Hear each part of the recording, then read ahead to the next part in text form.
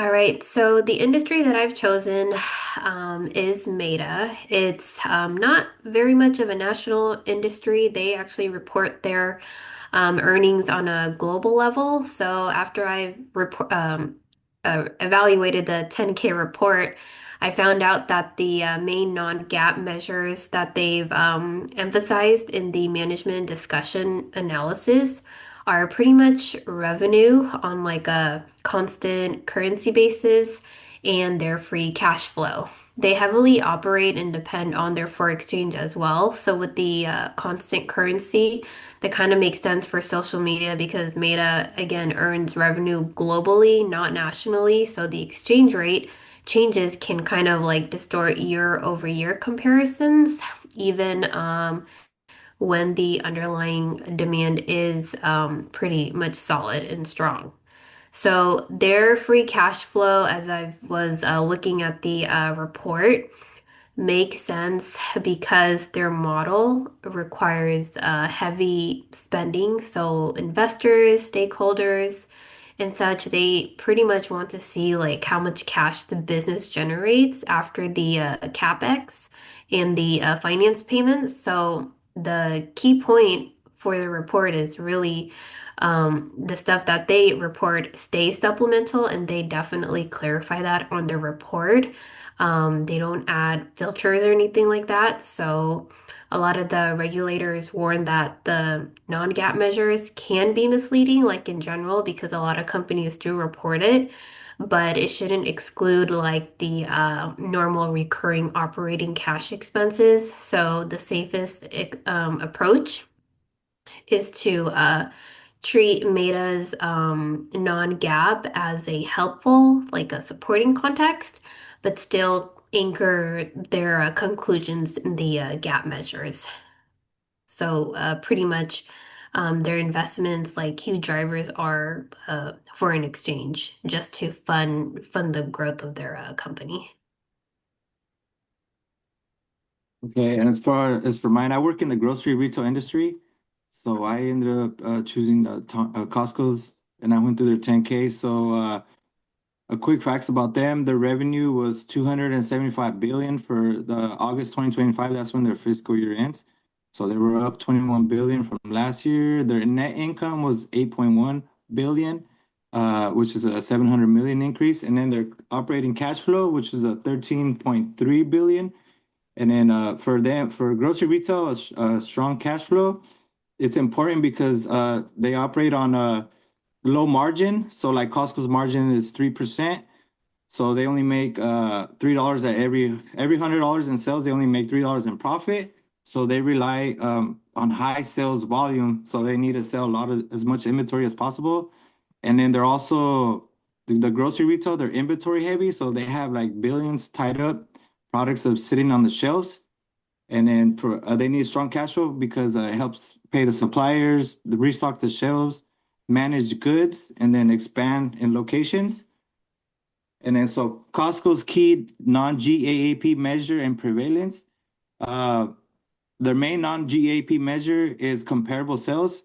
This measures the growth from existing stores and removes the effects of just opening up new locations. So it shows the real store's performance. And then the Costco, they use comparable sales because the net income alone does not always show whether current stores are actually growing. So these measures are commonly used to provide clear insight into the core operating performance.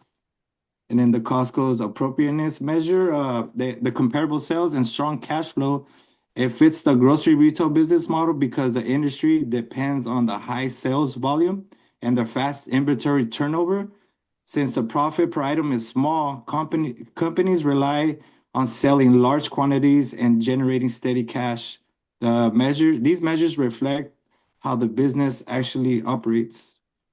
And then for their divergence measure, so in grocery retail, performance focuses on sales volume and inventory efficiency because profitability depends on how quickly product sells and how effectively inventory is managed. So in grocery retail, volume and inventory turnover are the key drivers of profit. And that's it for Costco. So I'll talk about the semiconductor industry. I'm going to talk about one of the biggest companies recently that's come out of them, and comparing them to essentially two companies that have been here, I would say, since I was a kid and way before that as well. So the three companies I'm talking about are NVIDIA, AMD, and Intel. So some of the stuff that I found really interesting going off of the 10K was essentially the way NVIDIA essentially focuses on just making more chips and designing stuff around data centers and specifically AI as well. Where if you look at something like AMD, which follows their suit, but not to the exact level because of how much money and resources are coming into NVIDIA compared to the rest of their competitors. Intel is the most different one out of them all, just because Intel focuses more on what's called client CPU in the industry. So the way it typically works, right, is when you're creating a chip, you're either using it for on the back end of stuff. So like think of like data centers, AI, cars, just that kind of realm. But when you look at companies like AMD and Intel, out of those two, only one of them decided to kind of go down the route of being in AI and using those chips for that, and that's AMD, which kind of threw me away, which was crazy to read just because when you look at where the world's headed, especially with the semiconductor industry, as we're trying to compete against, let's say, TSM, which is another big company overseas, NVIDIA and AMD are the only two companies that out of the big three are like, hey, let's focus on data centers, let's focus on AI chips, let's focus on GPU specifically. And Intel, based on the 10K and some reading I did around that company, they're one of the few companies that's like, hey, let's just focus on making sure that our clients have the most powerful chips that they're allowed to sell, of course, to make sure the clients have the most readily available.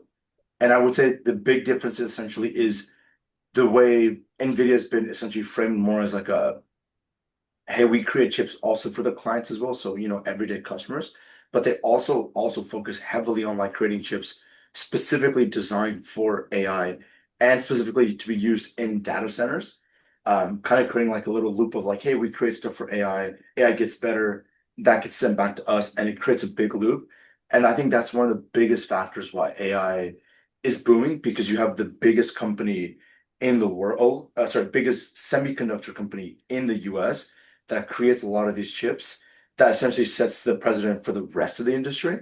And only one company, from what I was able to find through the 10K, has gone down the not exact opposite, but has gone down a different route where they're like, hey, we're actually going to just create stuff that clients need. And NVIDIA and AMD, you guys can create stuff that's for AI. And if it works for our industry, we'll just start taking bits and pieces from you guys. The one thing I want to end on, which absolutely blew me away, is there are a very few companies that rely on what's called external creation of their products. So typically, most companies that are big enough will create internal. They're like, hey, we have enough money and resources. Let's just have us create it. So, like for example, like Amazon Basics, right?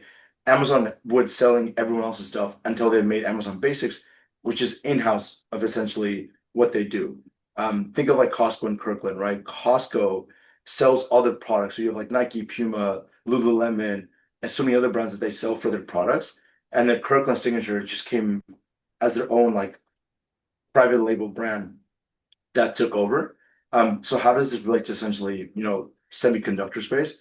If I remember correctly, NVIDIA and AMD utilize TSM, which is essentially the biggest manufacturer of semiconductors globally, as kind of like their, hey, we're going to use some of their stuff to essentially create stuff here to make it a little bit easier for, us to kind of keep up with everybody.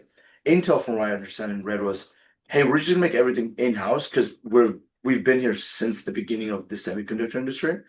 So we have enough money underneath the belt to say, hey, we're gonna make stuff that's just uh like in-house, and so we don't have any kind of leaks uh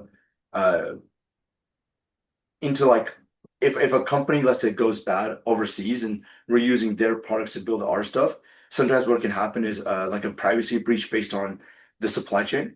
Intel's the only company based on my research for the 10K that's like, hey, we're gonna just make everything in-house, and that's our competitive edge over everyone else. We do pretty much everything they do, except just not at the high quality that customers want. But we've done this for a long time, and customers trust our Intel chips to be in everything you use. Like your computer probably is an Intel chip. You probably don't use NVIDIA or AMD unless you're really, really into the space of, hey, I'm into like AI. I'm into super high competitive gaming, or I'm into graphic design. Thank you. No, that's really interesting, Asad. Yeah, so like I started to look into the construction companies 10Ks, especially AECOM or AECOM and Quanta services. And what I found is that these non-GAAP measures are a major part of how management explains their performance. And the most common ones that they were emphasizing were the adjusted EBITDA and the adjusted earnings per share, free cash flow, and backlog. And these are used because construction is a very project-driven industry. So one big product finishing early or late, or one claim getting settled can move a profits a lot in a single quarter. So management uses adjusted numbers to try to show what they believe in the normal level of performance.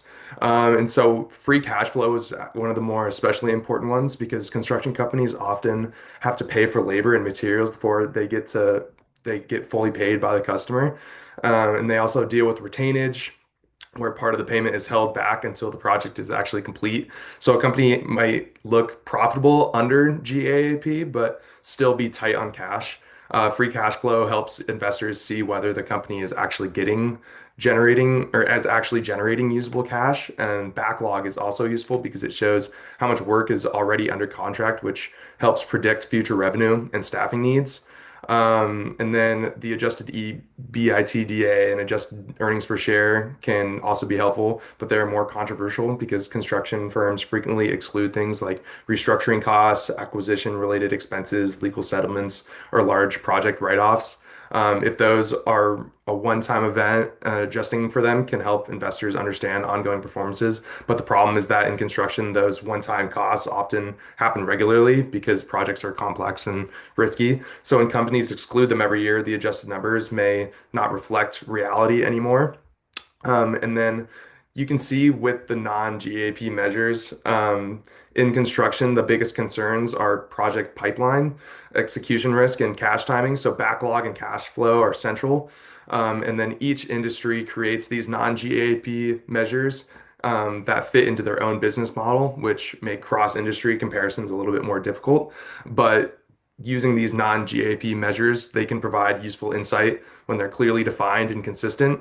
But because industries like construction are volatile and project based, there's just a high risk that the adjustments can be used to make performance look a little bit smoother than it actually is, which is why investors should start with their GAAP numbers. And then use those non-GAAP measures as supporting information and not just the main story. But yeah, that's our discussion.